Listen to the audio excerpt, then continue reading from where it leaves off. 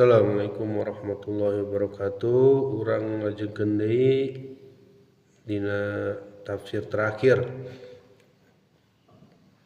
Macakeun tafsir juz amma karya Ustaz Sahendar di hanca terakhir nyaeta hanca bacaan amin. Dina setiap tos maca surat Al-Fatihah. Bismillahirrahmanirrahim. Amin lain bagian tina surat Al-Fatihah, tapi nalika rengse maca surat Al-Fatihah dina salat, Rasulullah SAW merentahkeun sangkan maca amin. Dibaca bareng antara imam jeung makmum. Lamun salatna berjamaah. Ngucapkeun amin kade salah nahar atau salah intonasi. Lantaran ayat 3 kecap nu sarimbang nyaeta kahiji amin dibaca panjang huruf mimitina nu hartina mugia Allah ngabulkeun doa abdi sadaya. Ieu kecap nu kudu dibaca sing saragep sabada Al-Fatihah. Nu kadua amin huruf mimiti dibaca pondok. Mibana harti jalma nu dipercaya.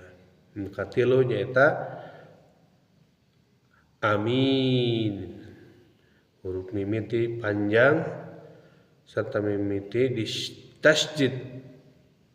Mibana harti anu dimaksud atau anu dituju sakumaha dina Quran surat Al-Maidah ayat 22.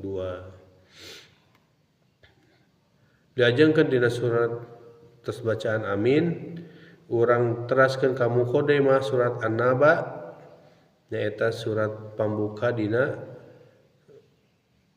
juz amma. Surat An-Naba turun sabada surat Al-Ma'arij ka abu surat Makkiyah.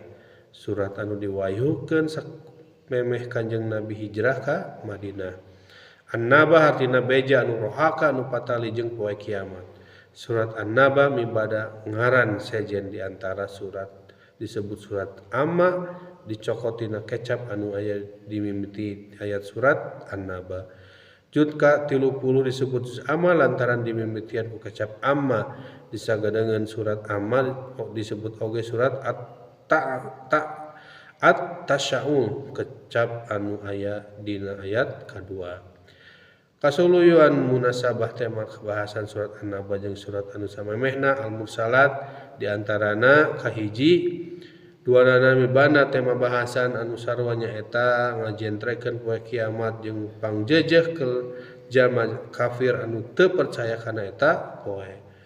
Nu kadua ngajentrekeun rohakana neraka keur pamusrungan jalma kafir jeung kanikmatan surga keur pangbalikan jalma anu takwa.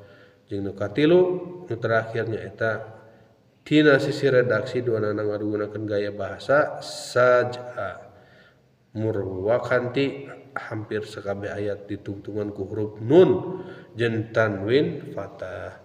Sakitu wae urang macakeun tafsir juz amma karya Ustaz Sahendar ngajengkeun deui sanes waktos. Qulu qouli hada wa astaghfirullahi wa lakum. Assalamualaikum warahmatullahi wabarakatuh.